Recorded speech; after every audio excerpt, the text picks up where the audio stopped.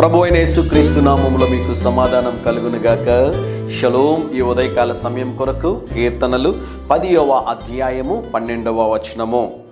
దేవా, బాధపడు వారిని మరువక నీ చెయ్యి ఎత్తుము. దేవుని నామానికి స్తోత్రం కలుగునుగాక.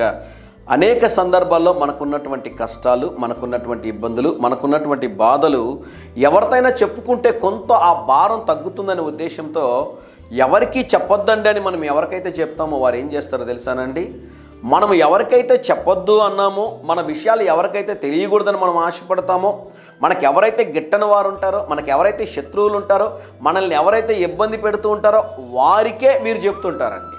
మరొకసారి చెప్పమంటారా ప్రియులరా?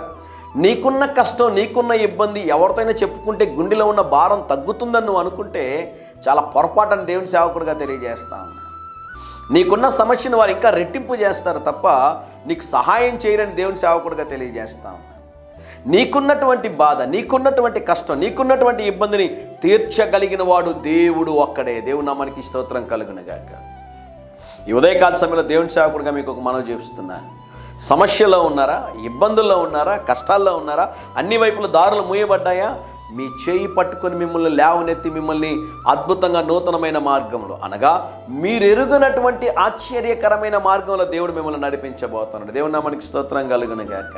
నా నోటి నుండి ఉదయకాల సమయంలో వచ్చే ప్రతి మాట కూడా దేవుడు నా హృదయంలో ఉంచిన తలంపును మీకు జ్ఞాపకం చేస్తున్నాను ప్రియులారా.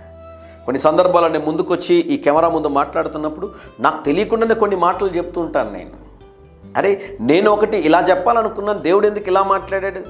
ఆ తర్వాత 10-11 గంటలకంతా నాకు ఏదో కాల్ వస్తుంది, బ్రదర్ మీరు చెప్పినటువంటి సందేశంలో ఈ మాట ద్వారా దేవుడు నాతో మాట్లాడాడు. అప్పుడు నేను గ్రహించేవాడిని, ఇవి నా మాటలు కాదు, ఇది దేవుని మాటలు. ఈ ఉదయకాల సమయంలో ప్రభు మీతో మాట్లాడుతున్నాడు. భయపడొద్దు, నా చేయి నీకు తోడుగా ఉండి నిన్ను నడిపిస్తుందని దేవుడు సెలవిస్తూ ఉన్నాడు. ధైర్యంగా ఈ వాక్యాన్ని పట్టుకుని ప్రార్థన చేసి ముందుకెళ్ళండి. ఈరోజు దేవుడు ఒక అద్భుత కార్యం చేయబోతా ఉన్నాడు. ధైర్యంగా ఈ దినాన్ని ఎదుర్కోండి.